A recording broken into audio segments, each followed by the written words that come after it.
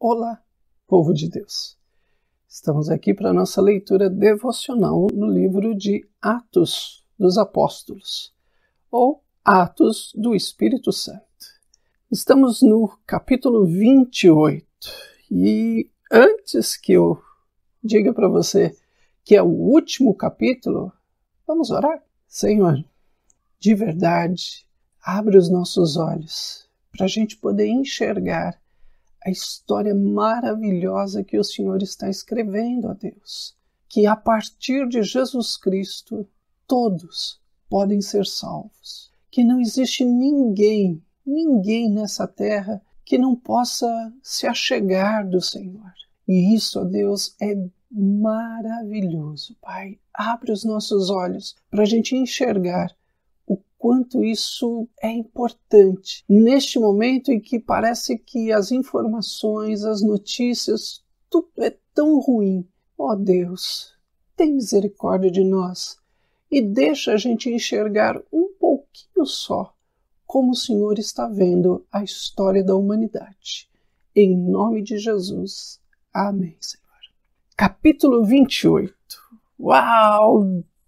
Foi uma maravilha passar por todos os capítulos de Atos dos Apóstolos, mas agora chegamos ao último. Será mesmo? Se você observou aí o capítulo 28, e nós não vamos ler o capítulo todo, eu continuo desafiando você a fazer essa leitura bem devagar, bem tranquilo, e você apenas aproveitar esse devocional para complementar aquilo que Deus quer falar com você através do livro todo e especificamente através do capítulo 28. Paulo está chegando finalmente a Roma, mas antes disso ele faz uma pequena parada numa ilha de Malta. E não foi porque ele quis e nem porque alguém quis. O navio se destroçou e eles acabaram ficando nesta ilha. Diz o texto que Paulo chega nessa ilha e Paulo vai trabalhar. Depois de 14 dias em alto mar, uma luta para sobreviver, o que Paulo faz? Senta debaixo de uma árvore, vai descansar? Não. Diz o texto que estava chovendo, estava frio e mesmo assim, versículo 3, Paulo vai ajuntar um feixe de gravetos para colocar na fogueira que os nativos tinham feito. Paulo não fica parado esperando que as coisas aconteçam. Paulo é um homem de ação e ele não vê a hora de começar a agir agora e esquentar não só ele, mas como todos os que estavam com frio depois de muito terem lutado. Mas acontece algo muito interessante, né? Quando ele ajunta esses gravetos, uma víbora, ou seja, uma cobra venenosa, e a palavra víbora aqui tem sim esse sentido de que as pessoas da ilha identificaram este homem foi mordido por uma cobra venenosa, ele vai morrer. E logo as pessoas são rápidas, né? Muito rápidas, não só hoje, antigamente também, né? Elas logo olham para Paulo e dizem, esse homem deve ser um assassino, a justiça não vai deixar ele viver. Mas também, como hoje em dia as pessoas mudam de opinião tão rápido, né? Você já observou como é que a opinião das pessoas não dura, às vezes, nem 1 ou 2 minutos? E, nesse caso, não durou nem 10 versículos. Já no próximo versículo, né, ou melhor, no versículo 6, eles já mudam de opinião quando Paulo não cai, não morre, não fica inchado, simplesmente balançou a cobra no fogo. E aqui eu também destaco uma coisa muito bacana, né? Não só a cobra não atinge, mas o fogo também não atinge Paulo. Eu nunca tinha percebido que o fogo também nem queimou Paulo, ao ponto de queimar a víbora, mas não queimou Paulo. E nada de ruim acontece, então a opinião das pessoas logo muda. De assassino para Deus. Glória a Deus que nós não vamos ser guiados nunca pela opinião das pessoas, porque se fôssemos, estaríamos perdidos. Se Paulo se deixasse guiar pela opinião das pessoas, grave isso, meu irmão, na tua vida. Não se deixe levar pela opinião das pessoas. As pessoas nem sabem por que estão pensando estas coisas. E logo depois Paulo passa para fazer visitas na ilha, né? Ele vai à casa do homem principal dessa ilha. Lá ele faz uma visita porque o homem estava enfermo. E Paulo ora, impõe as mãos e este homem é curado, e assim que Paulo cura a vida deste homem, todos os enfermos daquela ilha vêm para serem curados também. 3 meses depois, Paulo inicia novamente a sua viagem para Roma. Pega um barco mais uma vez só que dessa vez os ventos são favoráveis, né? O vento sul sopra na direção certinha para eles chegarem na Itália, chegarem na direção de Roma. E Paulo faz 2 paradas antes disso, né? Ele faz uma parada na Praça de Ápio e as 3 Vendas. São 2 cidades, uma a 80 quilômetros de Roma e outra a 50 quilômetros. Aqui Paulo encontra irmãos em Cristo. E isso traz um sentido de alento, de ânimo. Paulo começa a chegar em Roma e lá ele já começa a encontrar irmãos. E ele percebe que o Espírito Santo já havia chegado. E talvez a nossa pergunta é: como é que foi que o Espírito Santo levou crentes em Cristo para lá? Sabemos que Paulo é o primeiro dos apóstolos a chegarem em Roma. Ainda não haviam chegado nenhum dos outros apóstolos. Mas também nós sabemos, através de Atos capítulo 2, versículo 10, que o Espírito Santo havia sido derramado sobre pessoas de todas as regiões. E com certeza, algumas daquelas pessoas de Atos 2 foram sim na direção de Roma. E lá estavam os nossos irmãos em Cristo. E Paulo começa a perceber, o Espírito Santo chegou primeiro antes dos Atos dos Apóstolos, os atos do Espírito Santo já estavam ocorrendo. E Paulo chega em Roma, finalmente, versículo 16, Roma. Paulo chegando em Roma, logo encontra moradia, mas ele também tem um soldado.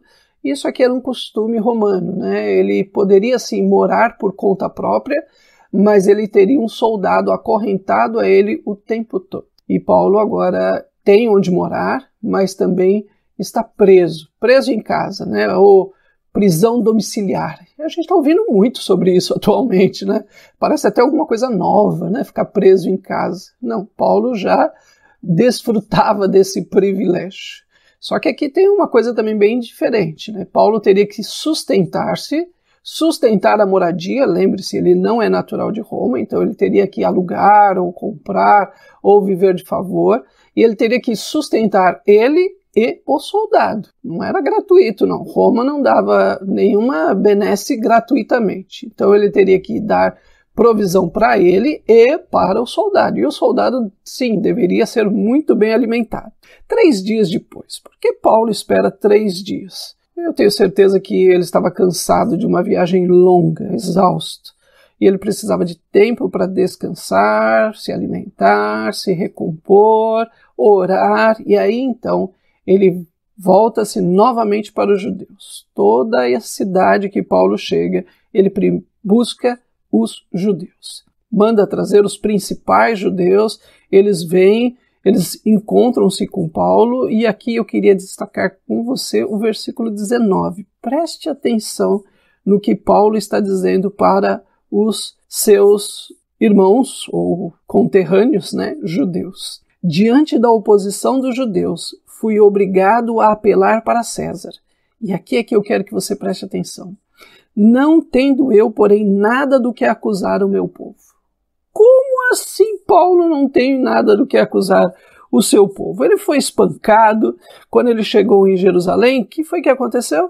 Acusaram ele injustamente de estar profanando o templo, foi espancado, foi jurado de morte 2 vezes, foi julgado várias vezes de maneira injusta, foi perseguido várias vezes de maneira injusta, foi perseguido, foi entregue injustamente para os... Como não tem nada de que acusar o seu povo? E aqui, meu irmão e minha irmã, eu queria aprender algo. Como é que a gente conta uma história quando a gente realmente acredita que Deus está conduzindo todos os fatos e pessoas? Eu sei que eu e você estamos ouvindo muitas histórias atualmente na televisão e de outras pessoas, e parece que quando a tragédia é contada, parece que atrai a atenção e parece que as pessoas são atraídas. Mas se nós acreditamos realmente que Deus está conduzindo a história, será que é a tragédia o que realmente deveria nos atrair? Ou a provisão de Deus, a direção de Deus, um Deus amoroso em todas as áreas. Neste devocional eu queria parar e pensar, como é que eu estou olhando para a minha história? Como é que eu estou olhando para a história do Brasil, do mundo, no meio de uma pandemia do coronavírus? O que eu vou contar mais para frente? Será que eu vou contar os mortos? Será que eu vou contar os enfermos? Será que eu vou contar os leitos? Ou será que eu vou contar de um Deus que guardou, que protegeu e que esteve, sim, durante toda a pandemia? Lembre-se, contar a história do lado humano é tragédia e sofrimento. Contar a história do lado divino é glorificar ao Deus desta história. E Paulo não tem do que acusar ninguém, pois ele sabia que Deus estava conduzindo. Foi Deus quem levou ele para Jerusalém.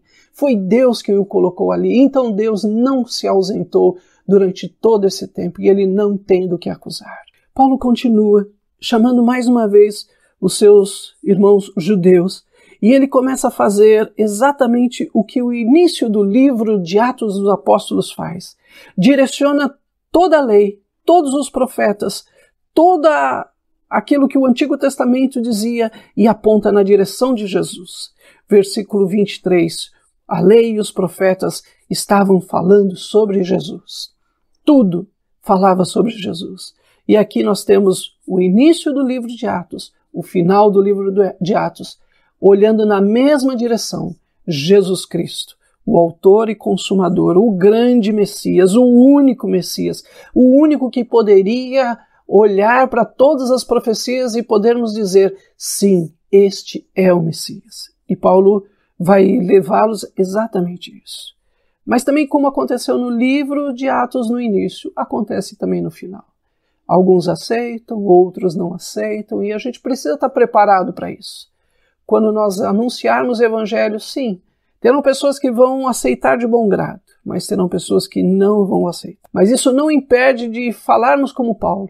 O Evangelho é para toda a humanidade. Paulo diz isso bem claramente quando ele diz, vocês não receberam, mas os gentios vão receber, a humanidade vai receber. Versículo 28. Poderíamos dizer que o livro terminou? Eu queria só ressaltar a última frase. Sem impedimento algum. Atos dos Apóstolos não termina, irmão. Paulo não foi condenado, não foi morto, ainda está preso, está pregando o Evangelho, está bem, o reino de Deus está crescendo, versículo 31, e não há impedimento algum. Ele está preso, tem um soldado do lado dele, mas o Evangelho não está impedido. A mensagem das boas novas não termina, ela continua hoje. Talvez este seja o nosso livro que termina, mas não se conclui. Ainda está sendo escrito até hoje. O Espírito Santo está realizando os atos dele na tua vida, na minha vida, neste momento, sem impedimento algum. Grave isso. Deus não tem impedimento naquilo que ele está fazendo na tua vida e na minha vida. Que Deus te abençoe e até o próximo livro, quando nós vamos iniciar. Eu de verdade ainda não sei, mas Deus vai direcionar-nos mais uma vez, sem impedimento algum. Que Deus te abençoe.